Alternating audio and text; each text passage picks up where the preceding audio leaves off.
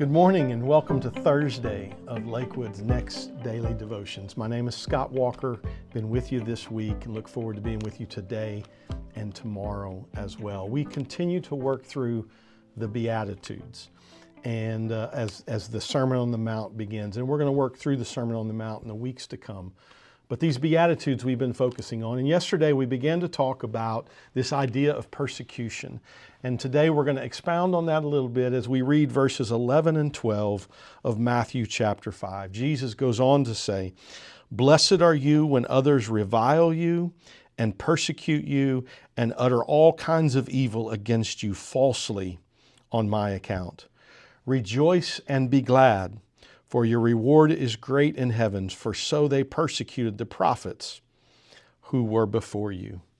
Again, once again, Jesus kind of focuses for several verses here on persecution. And because he knew that was going to be a very real part of what it meant to follow him. And sometimes we read those verses and we don't know exactly what to do with them because we've been blessed to live in this country where we have faced very little persecution of any sort. But that's not true all over the globe. Persecution has always been a part of the story of followers of Jesus. Around the world, there are over 50 countries where Christians are persecuted on a day in and day out basis. You can look this up online. I would encourage you to do that. Places like Voice of the Martyrs or Help the Persecuted or Open Doors Ministry. All you have to do is search for persecuted Christians and you can read about this. Places like Afghanistan and North Korea and Somalia. There are places all over the globe where Christians are facing great persecution. Most statistics say that over 300 million Christians across the world are persecuted because of their faith. We know very little about that. And we should look into that and we should study that and read up on that because it would help us. We could pray for those believers and it would also give us perspective to what we are or are not facing sometimes. That's one of the things that I want to encourage us as we talk about persecution because this may very likely become a reality for us, even right here in America. But what we don't want to do is be oversensitive about the idea of persecution. What we don't want to do is kind of start to believe that we're being persecuted when we're not. So let's take just a moment and let me talk with you about that because I think it's critically important for the body of Christ not to act persecuted when they're not being persecuted. For example, when the greeter at Walmart says Happy Holidays instead of Merry Christmas, that's not persecution.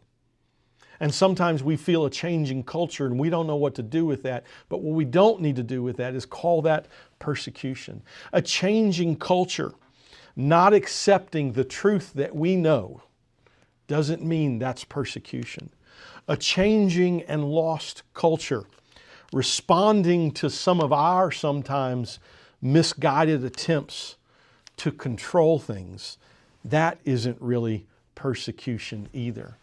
Again, I want to come back to a thought I mentioned yesterday, that if we are to be persecuted, let's let it be for the right reasons.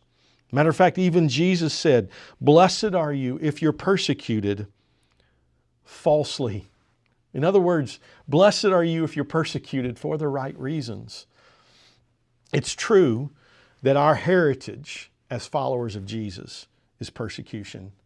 Our ancestors have been persecuted for the faith. There are people persecuted all over the globe right now for their faith.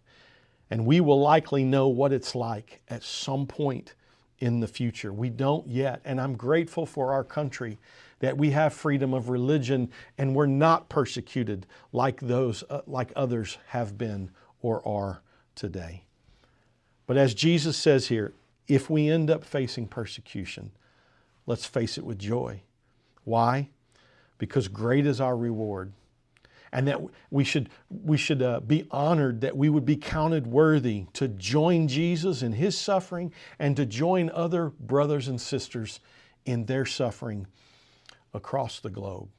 When will that day come? No one knows.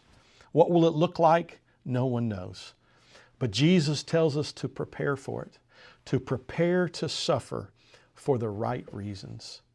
So I encourage you today, as we talked yesterday, let's commit to living out our faith in the most authentic way possible. May we represent Jesus in the best way possible. And if persecution comes, it comes. God bless you. I hope you have a great day.